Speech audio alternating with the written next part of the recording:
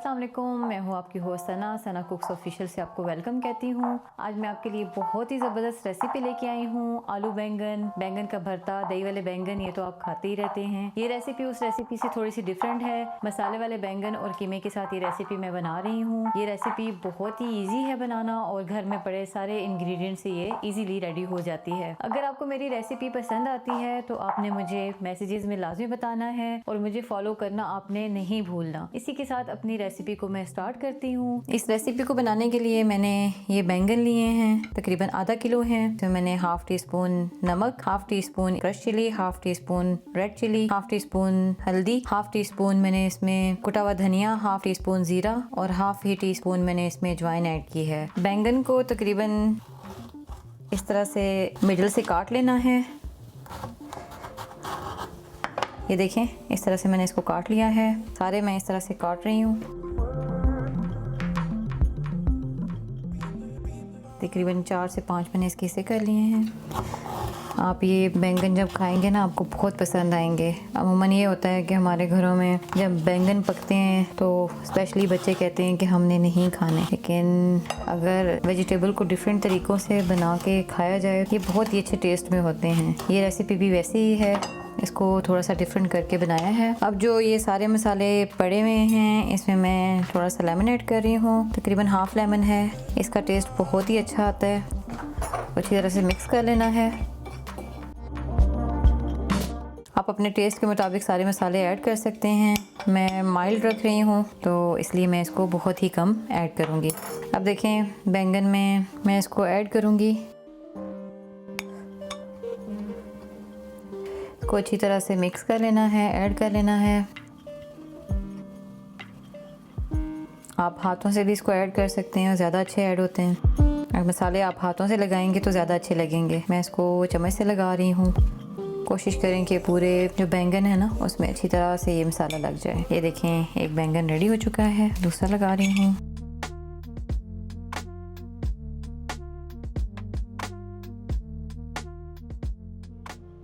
अगर आप इसको वैसे भी बनाएं ना तो वैसे भी बहुत टेस्टी बनते हैं। अगर आप इसको टमाटर के साथ बनाएंगे तो ये बहुत ही अच्छे बनेंगे। टमाटर और हरी मिर्चें फ्राई करके, लेकिन इसको मैं हमेशा कीमे के साथ बनाती हूँ। ये बहुत ही अच्छे लगते हैं।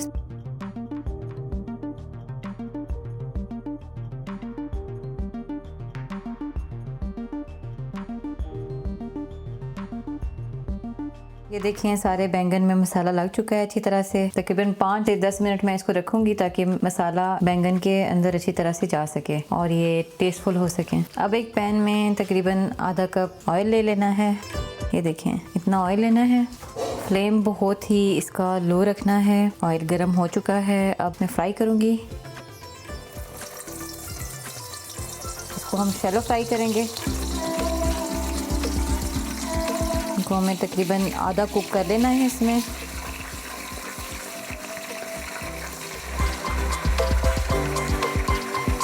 हर घर में डिफरेंट तरीके से हर सब्ज़ी बनाई जाती है। हर रेसिपी को डिफरेंट तरीके से फॉलो किया जाता है। अभी रमज़ान भी करीब है। सहरी के टाइम पे अगर आप इस रेसिपी को ट्राई करेंगे और खाएंगे, बहुत ही अच्छी लगेगी। सहरी में, इफ्तार में इसका टेस्ट थोड़ा सा डिफरेंट होता है, लाइट होती है। बहुत ही कम मसालों के साथ बनने वाली ये रेसिपी है। देखें कितना ज़बरदस्त इनका कलर आ रहा है अंदर से। हम थोड़ा थोड़ा फ्राई करेंगे। यकीन करें, इतनी ज़बरदस्त खुशबू आ रही है ना पूरे घर में, सबको भूख लग रही है इस वक्त। इतने मज़ेदार ये बनते हैं। इसको तकरीबन 50% कुक करने के बाद मैं अभी इसको निकालने लगी हूँ। ये देखें, 50% कुक हो चुके हैं।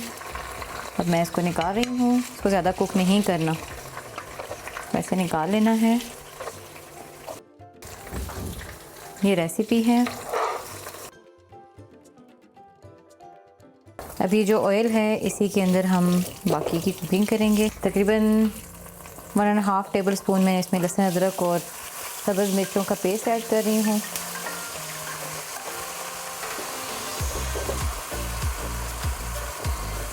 इस रेसिपी में प्याज का इस्तेमाल नहीं है।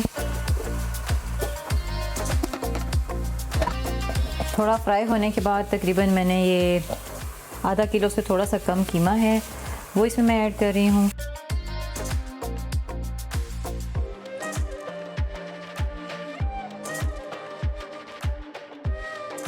तकरीबन 2-3 मिनट गुजरने के बाद जब इसका कलर चेंज हो जाए तो इसमें तकरीबन हाफ़ टी स्पून कश्मीरी मिर्च डाल रही हूँ, हाफ़ टी स्पून धनिया powder, half teaspoon garam masala, थोड़ा सा ज़ीरा पाउडर और half teaspoon red chilli add कर रही हूँ। 1.5 टी स्पून मैं नमक ऐड कर रही हूँ, आप इसको अपने टेस्ट के मुताबिक ऐड कर सकते हैं। इसको अच्छी तरह से इसमें भून लेना है ताकि इसकी स्मेल ख़त्म हो जाए। ये देखें कितना ज़बरदस्त खिला खिला ये लग रहा है। मज़ीद 3-4 मिनट पकाने के बाद ये 4 टमाटर का मैंने पेस्ट लिया है, इसको ग्राइंड कर लिया है, इसका पेस्ट बना लिया है, ये इसमें मैं ऐड कर रही हूँ।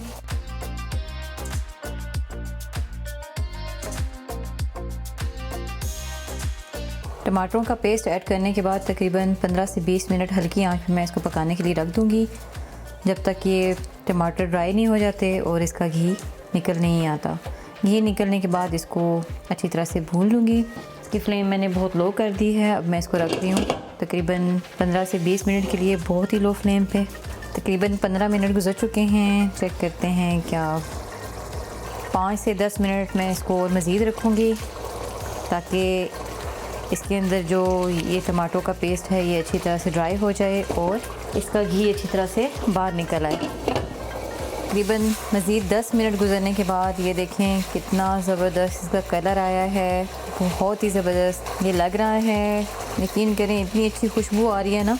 इस पॉइंट पे जब ये घी छोड़ना शुरू कर दे तकरीबन इसमें मैं एक ग्रीन चिली ऐड कर रही हूँ, इससे इसका टेस्ट ज़्यादा अच्छा आता है, इसलिए मैं इसमें ये ऐड कर रही हूँ। ये देखें कीमा अच्छी तरह से भुन चुका है, बहुत ही ज़बरदस्त की खुशबू आ रही है। अब बहुत ही फ्लेम को कम करके इसमें मैं ये जो बैंगन फ्राई किए हुए थे ये इसमें ऐड करने लगी हूँ। आपने भी सेम इसी तरह से इसको ऐड करना है। तकरीबन 10 मिनट के लिए मैं इसको ऐसे ही रख दूँगी ताकि जो हमने 50% कुक किए थे ना और 50% ये इस कीमे में कुक हो सके। इस तरह से डिप करके रख देना है बीच में और इसको हिलाना नहीं तकरीबन 5 से 10 मिनट के लिए। बहुत ही लो फ्लेम पे मैं इसको रख रही हूँ। बस ध्यान रखना है कि फ्लेम लो होनी चाहिए, ऐसा ना हो कि कीमा और बैंगन दोनों ही जल जाएं।